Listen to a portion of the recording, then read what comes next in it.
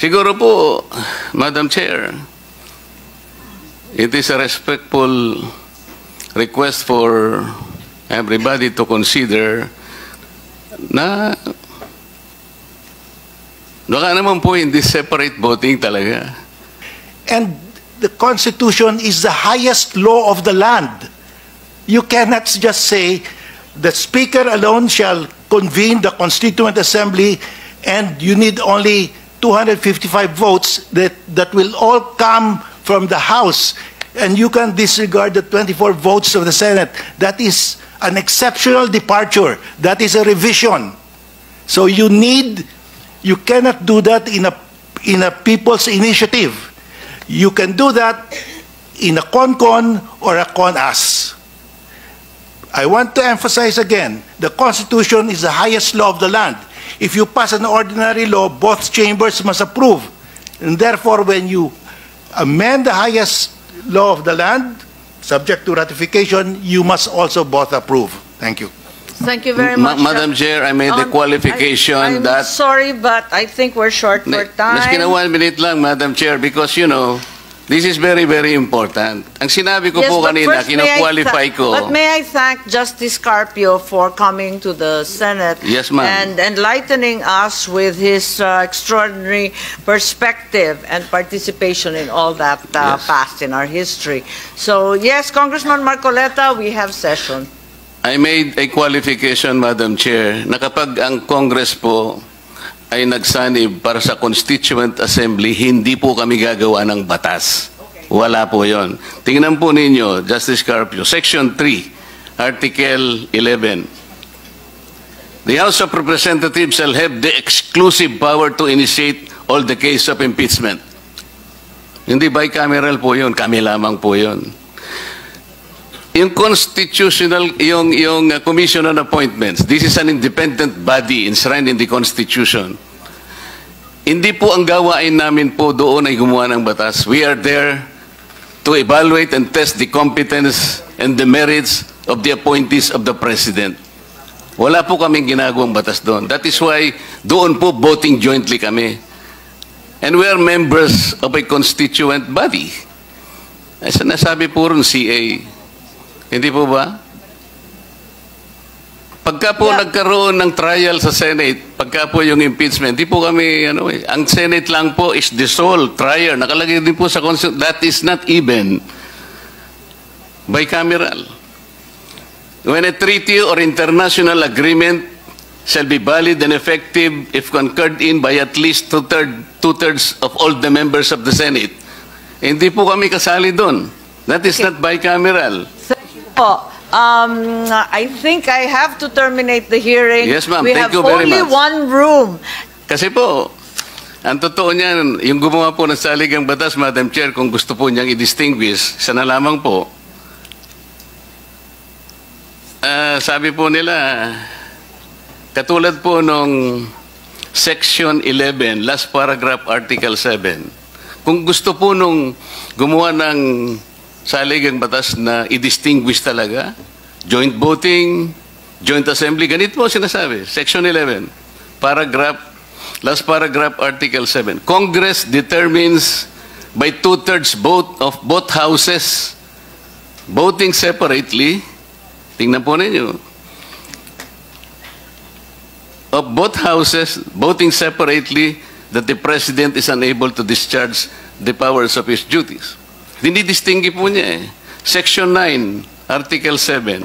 In case of a vacancy in the office of the Vice President, the President's nominee from the Senate or House of Representatives shall assume office upon confirmation of a majority vote of all the members, both of both houses, voting separately.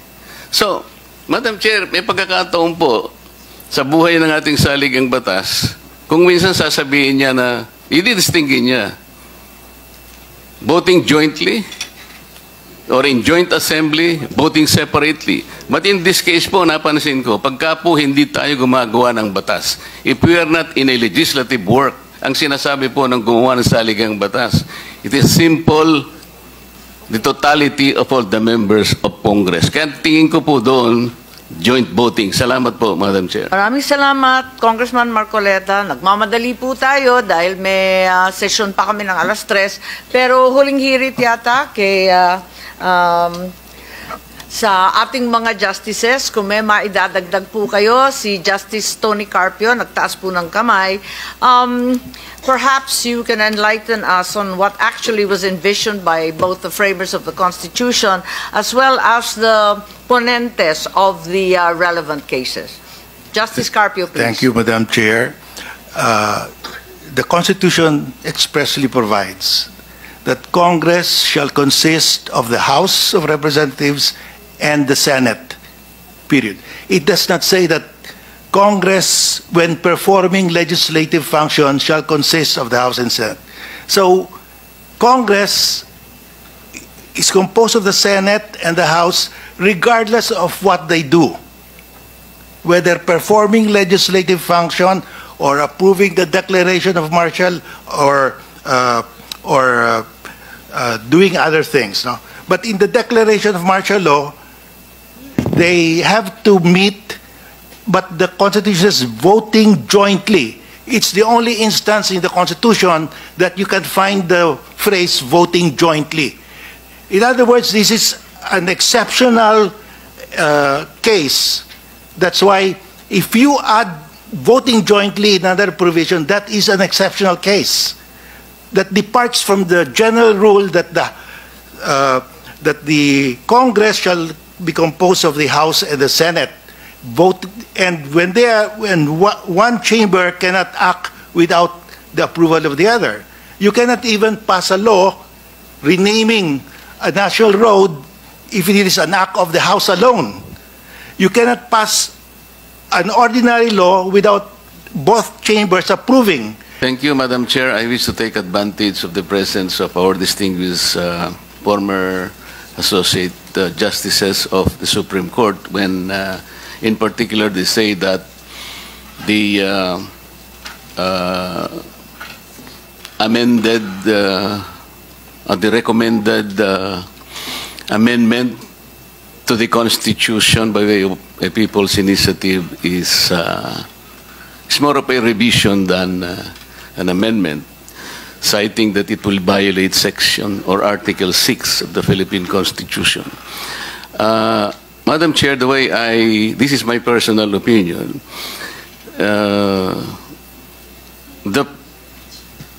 when we call for the congressional or the constituent assembly, it's the first mode to amend the Constitution or revise the Constitution. It says amendment to or revision of this Constitution may be proposed by 1, the Congress upon 3/4 vote of all its members. So I'll proceed from that. When the Constitution simply say of all the members of Congress, it takes the totality of the members of the House of Representatives and then the Senate. Paano po yun, Justice Ascuna or Justice Carpio? Ang sabi po ninyo, if for example the members of the Senate would not agree, kunwari po, inimbitahan namin sila but they did not go there, or probably 2 or 3 only of them came in, and so hindi po represented ang Constituent Assembly. So there will be no time at all that we will be utilize that particular mode of amending the Constitution by simply for the Senate to refuse to go with us and meet with us as a Constituent Assembly. Wala pong mangyayari, at yung pong napakahalagang provision na itinakda ng gumawa ng saligang batas para susugin ang saligang batas ay hindi po mangyayari kahit kailan. The House of Representatives will be at the mercy of the Senate. Kasi sasabihin lang po nila, wala po kaming 3/4, sir. I'm sorry. And this has been the case.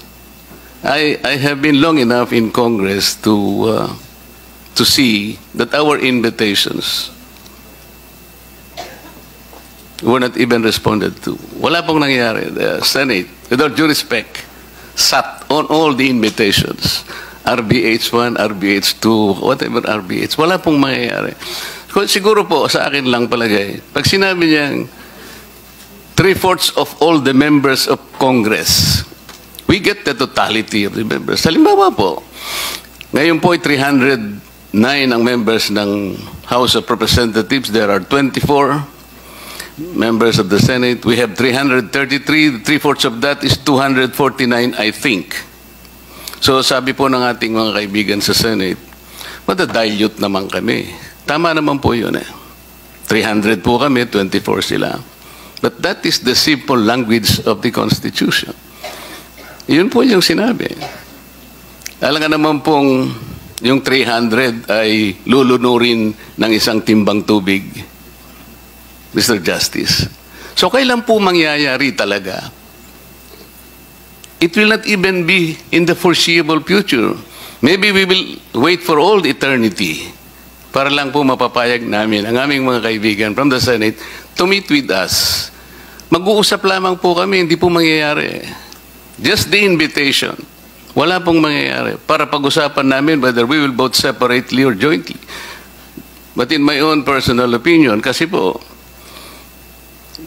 hindi po kami gagawa ng batas. When we join ourselves as a constituent assembly, we are not making legislative function. We're not doing legislative function. In the same manner, in Section 18, Article 7, kapag ka po i-revoke natin ang proclamation ng martial law, sabi po ng article, Congress voting jointly by a vote of at least a majority of all its members. Ganon din po yung pagkakasabi. Why? Wala pong legislation involved doon. When we propose an amendment to the Constitution, we are simply a member of the Constituent Assembly. Kaya nga po iraratify po ng ating mamamayan through a plebiscite.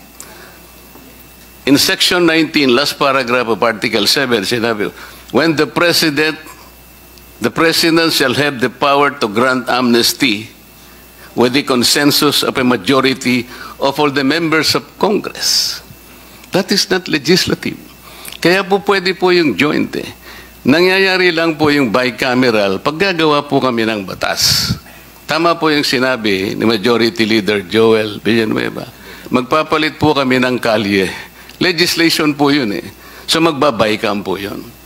In this case, we are not doing legislative function. We are simply proposing an amendment to the Constitution. That is a constituent power. Ginagamit po namin, that is not legislative. Ang totoo po nun, ang mag-a-approve naman po ng aming proposal, yun pong mga mamamayan natin.